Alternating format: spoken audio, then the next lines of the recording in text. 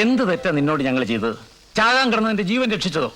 ഈ വീട്ടിലെ ഒരു അംഗത്തെ പോലെ, സ്വന്തം മകനെ പോലെ സ്നേഹിച്ചോ?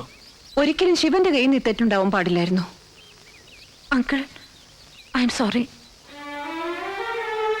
ശിവൻ ഒരു തെറ്റും ചെയ്തിട്ടില്ല. രക്ഷപ്പെടാൻ മറ്റു മാർഗങ്ങളൊന്നും ഇല്ലാതായപ്പോ ഞാൻ പറഞ്ഞു കള്ളമാണത്. തെറ്റായിട്ട് എന്റെ വിരൽത്തുമ്പിൽ പോലും ശിവൻ തൊട്ടിട്ടില്ല. അനിത, എന്തൊക്കെയാ കുട്ടി പറയണത്? എന്താ സത്യം? അങ്കിളിനോടും ആന്റിയോടും പറയുന്നത് തന്നെയാണ് സത്യം. എന്നും അങ്ങനെയല്ലേ ഉണ്ടായിട്ടുള്ളൂ. പാവം ശിവനെ വെറുതെ വഴക്കേൽപ്പിച്ചു.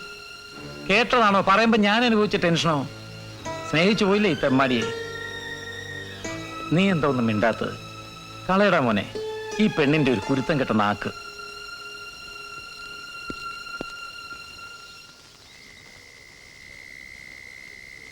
ആ പ്രപ്പോസലിൽ നിന്ന് രക്ഷപ്പെടുക എന്നതിൽ കൂടുതൽ എനിക്ക് നിങ്ങളെ ഇഷ്ടമാണെന്നും ഞാൻ നിങ്ങളെ വിവാഹം കഴിക്കുമെന്നും അവരെ അറിയിക്കുകയായിരുന്നു എന്റെ ആവശ്യം. എന്റെ ആവശ്യം? അതിനകത്ത് തുള്ളാൻ കിട്ടുന്ന കോന്തനാണ് ഞാനെന്ന് കരുതിയോ? തന്നെ കെട്ടാന്ന് ഞാൻ പറഞ്ഞിട്ടുണ്ടോ? അതോ പ്രേമമാണെന്ന് പറഞ്ഞിട്ടുണ്ടോ? ഇല്ല. പിന്നെന്ത് പോക്കരുത്തറ താൻ കാണിച്ചേ? ജീവിതത്തിൽ ഞാൻ ഇത്ര ഇൻസൾട്ടഡ് ആയിട്ടില്ല. എന്റെ ഡാഡിയുടെയും മമ്മിയുടെയും. എന്റെ ഡാഡിയും മമ്മിയും പോയി പണി നോക്കാൻ പറയാം. രണ്ടിനോടും അർഹിക്കുന്നതിലധികം സ്നേഹം തരുന്ന രണ്ടുപേരുണ്ടല്ലോ ഈ വീട്ടിൽ. അവർ രണ്ടു നിന്ന് ഉരുകില്ലേ ഞാനൊരുത്തൻ കാരണം? തെറ്റ് എന്റേതാണ്. ഞാൻ മാപ്പ് ചോദിക്കുന്നു ശിവനോട്. തന്നെയൊന്നും പറഞ്ഞിട്ട് കാര്യമില്ല. മിൽസൺ ബോൺ പുസ്തകങ്ങളുടെ ജീവിതത്തെ എനിക്കറിയൂ. അപ്പർ ക്ലാസ്സിലെ ചില ഇന്നാമൺ സെന്റിമെന്റ്സും സൂപ്പർഫിഷ്യൽ ബന്ധങ്ങളും എനിക്ക് പുച്ഛാതൊക്കെ. എന്ത് വേണേലും പറഞ്ഞോളൂ, ഞാൻ കേൾക്കാം. കൂട്ടത്തിൽ എന്നെ ഉപേക്ഷിക്കില്ല എന്നൊരു വാക്ക് എനിക്കത് മതി. തനിക്ക് ഇത്രയും പറഞ്ഞിട്ട് മനസ്സിലായില്ലേ? ഒരു സുഹൃത്ത് ബന്ധത്തിനപ്പുറത്തൊന്നും എന്റെ മനസ്സിലില്ല, ആഗ്രഹിച്ചിട്ട് ഫലവുമില്ല.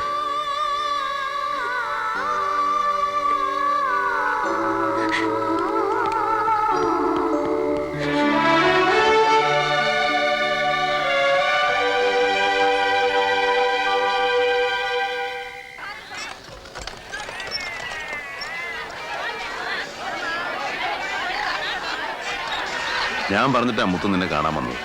നീ എന്താ അവനോടൊന്ന് സംസാരിക്കായിരുന്നു? എനിക്കൊന്നും പറയാനില്ലായിരുന്നു. നിന്റെ വാശി ഇനിയും മാറിയിട്ടില്ലല്ലേ? എന്റെ കുട്ടി, നീ ജീവിതം പാഴായിക്കളെ. എനിക്ക് അത്രേ പറയാനുള്ളൂ. ഒരിക്കലും ആഗ്രഹിച്ചിട്ടില്ലെങ്കിലും ഇപ്പൊ മുത്തുവിന്റെ മനസ്സ് ഞാൻ കാണുന്നുണ്ട്. ഒരാണിന്റെ കൂടെ കഴിയണമെങ്കിൽ അവന്റെ കൂടെ പോയല്ലേ പറ്റൂ. ഞാൻ തയ്യാറാ. ഞാൻ വീട്ടിലേക്ക് വരാം. അച്ഛനെ കണ്ട് ഞാൻ സംസാരിച്ചോളാം. തെറ്റായിട്ട് എടുക്കില്ലെങ്കിൽ ഞാനും ചോദിച്ചോട്ടെ. വലിയ മനസ്സുള്ള ഒരാളല്ലേ, എന്നിട്ടെന്താ ഒരാളുടെ കണ്ണീര് മാത്രം കണ്ടില്ലെന്ന് നടിക്കുന്നേ? ഞാൻ അനുചേച്ചിയെ കുറിച്ച് തന്നെയാ പറഞ്ഞത്.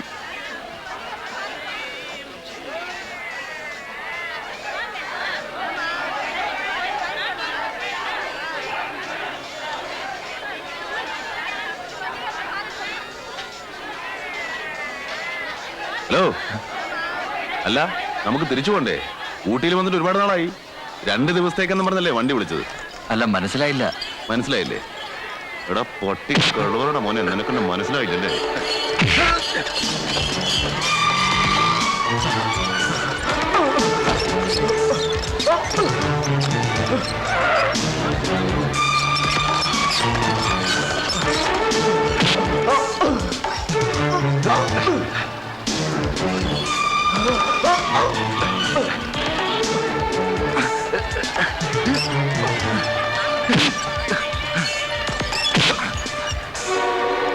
എന്റെ കാർ ഓടണം. കാറ് അത് രംഗണ്ണന്റെ ആൾക്കാരെ ഏൽപ്പിച്ചാ ഞങ്ങൾ പോയത്. എവിടെയോ രംഗൻ?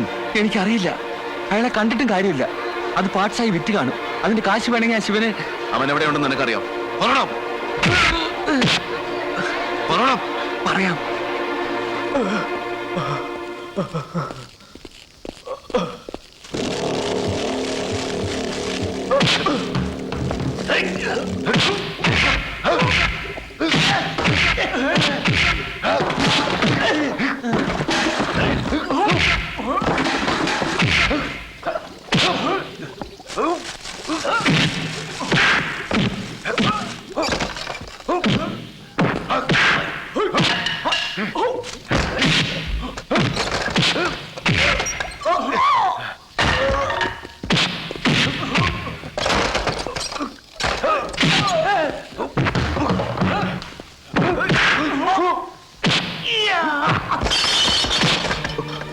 എവിടാ രംഗൻ? എനിക്കറിയില്ല. നിനക്കറിയാം? പറയണം. ഇല്ല, കുറച്ചു നാളായി ഇങ്ങോട്ട് വന്നിട്ട്. ഇനി എന്ന് വരുമെന്നുള്ളതും പറയാനാവില്ല.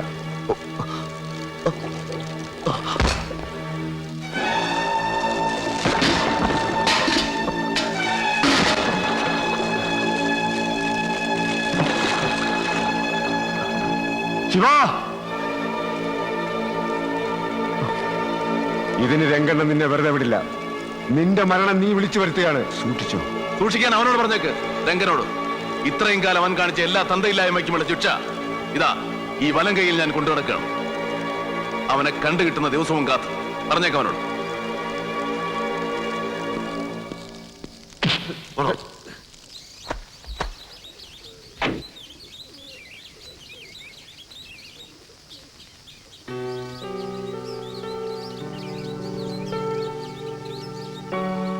ഇറങ്ങട്ടെ ആന്റി.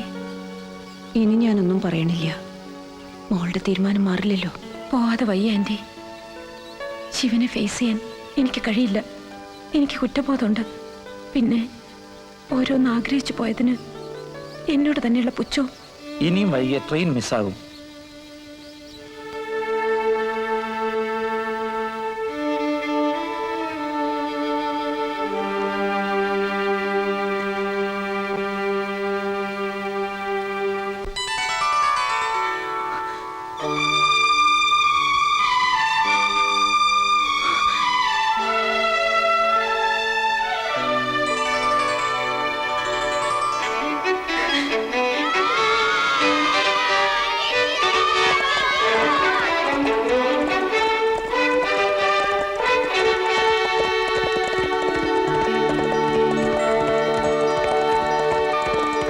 എന്റെ മനസ്സ് നിറയിപ്പം ശിവന്റെ അനിതയുടെ വിവാഹമാണ്. നമുക്കത് ഗംഭീരമാക്കണോടൂ. വേണം.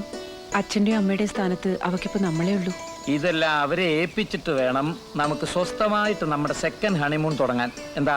ഉവ്വ ഉവ്വ.